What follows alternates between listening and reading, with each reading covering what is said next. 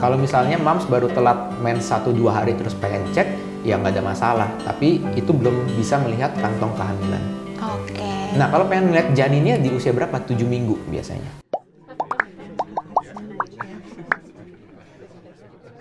Halo Mams, apa kabar? Kita ketemu lagi nih di acara terbaru dari Dear Moms, Talk to Moms versi yang baru ada di YouTube. Yang belum subscribe dulu ya YouTube-nya ya.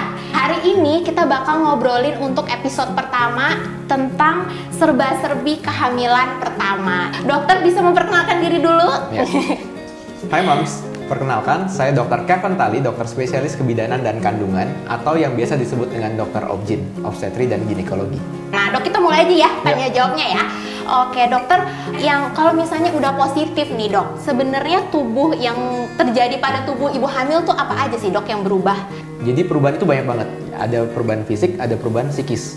Jadi perubahan psikis itu juga dari emosional. Ada orang yang gejalanya udah penciumannya berubah gitu ya, terus mual, nggak bisa makan, enek, terus kurang tidur, badan pegel-pegel semuanya, terus sakit perut bagian bawah, itu kan jadi cranky banget ya. Nah selanjutnya tuh kapan yang tepat untuk USG? Akhirnya misalnya kita tes pack positif, itu apakah langsung harus ke obgyn atau ke bidan dan langsung USG atau gimana dok sebaiknya? Ya. Kalau misalnya moms baru telat mens 1-2 hari terus pengen cek, ya nggak ada masalah. Tapi itu belum bisa melihat kantong kehamilan. Oke. Nah kalau pengen lihat janinnya di usia berapa? 7 minggu biasanya. 7 minggu. Nah, jadi sebaiknya telat datang 3 hari, telat 3 minggu. Oke. Nah dok, sekarang biasanya permasalahan umum apa nih dok yang terbilang normal yang terjadi pada saat kehamilan? Masalah-masalah yang tadi selain ngeselin itu dok, awal-awal, terus permasalahan apa lagi nih dok yang normal sebenarnya? Iya, yang paling sering adalah kakinya bengkak. Nah, dan itu normal? Itu normal. Tapi jangan terlalu dianggap enteng.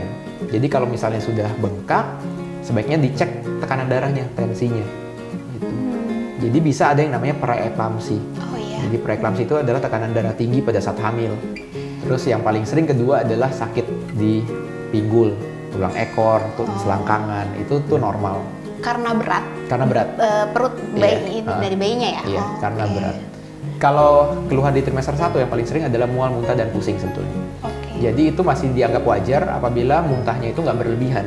Misalnya lebih dari 4 kali dalam sehari, jadi setiap dia makan dia muntah, nggak bisa masuk asupan sama sekali. Terus berat badannya turun dari 5%, nah itu udah nggak boleh. Apa saja yang dimaksud dengan penyulit kehamilan dokter? Jadi penyulit kehamilan itu bisa dari mamsnya sendiri, bisa dari bayinya sendiri, atau bisa dari plasentanya. Nah, itu ada 3 faktor. Jadi kalau misalnya dari mams, penyulitnya itu biasanya berhubungan dengan kondisi kesehatannya nih. Misalnya, dia ada skoliosis lah yang paling gampang. Skoliosis itu tulang punggungnya yang bengkok misalnya.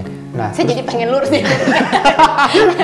jadi reminder. Jadi reminder harus tegak ya dok. Ya lanjut. Nah, itu biasanya pada saat pasien-pasien skoliosis yang ingin berusaha untuk lahiran normal akan diperiksa lagi tuh. Apakah ngaruh dok ya? Tulang belakang akan berpengaruh dengan sumbu arah jalan lahir. Bukan hanya sekedar pinggul besar dan pinggul kecil gitu ya? Iya, betul. Nggak ngaruh. Nah, pinggul besar itu juga bisa, atau kecil itu juga bisa menjadi penyulit untuk mams yang pengen melahirkan secara normal. Gitu. Nah, penyebab dari kondisi mams lainnya adalah misalnya ada tekanan darah tinggi atau misalnya ada kencing manis. Nah, itu diabetes juga, ya diabetes dalam kehamilan. Yang dulunya mams pada saat sebelum hamil nggak ada kencing manis, ini bisa terjadi nih kencing manis pada saat mams lagi hamil. Jadi kehamilan menyebabkan kencing manisnya itu atau jadi berbeda kasus? Ini diabetes ya, ini hamilnya gitu yang jadi masalah? Diabetesnya muncul pada saat mams lagi hamil. Nah, munculnya itu bisa di-trigger dari pola makan. Gitu. Jadi mams yang lagi hamil nih, khususnya yang lagi di trimester 2 atau trimester ketiga, terus pengen makan yang manis-manis, yang dingin-dingin, nah itu hati-hati. Hati-hati. Oh gitu. Iya. Jadi kenaikan berat badan yang berlebihan, obesitas, nah itu merupakan penyulit juga tuh. Oke dokter.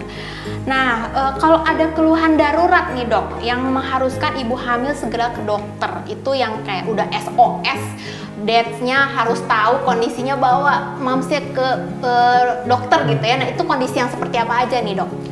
Yang pertama adalah terjadinya perdarahan.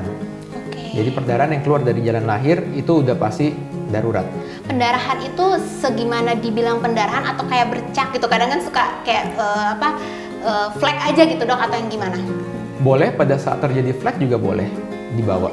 Apalagi flek terus disertai dengan kram perut pada saat trimester 1, baru 6 minggu, 7 minggu. Nah itu sebaiknya dibawa. Karena kalau di trimester 1 terjadi flek, itu dia akan bisa meningkatkan resiko untuk terjadi keguguran. Nah selanjutnya ya, kita bakal ngebahas tentang mitos dan fakta tentang makan pedas bisa memicu kontraksi. Saya dulu nggak lahir-lahir, saya makannya nanas, bukan malah lahiran tapi sakit perut dong.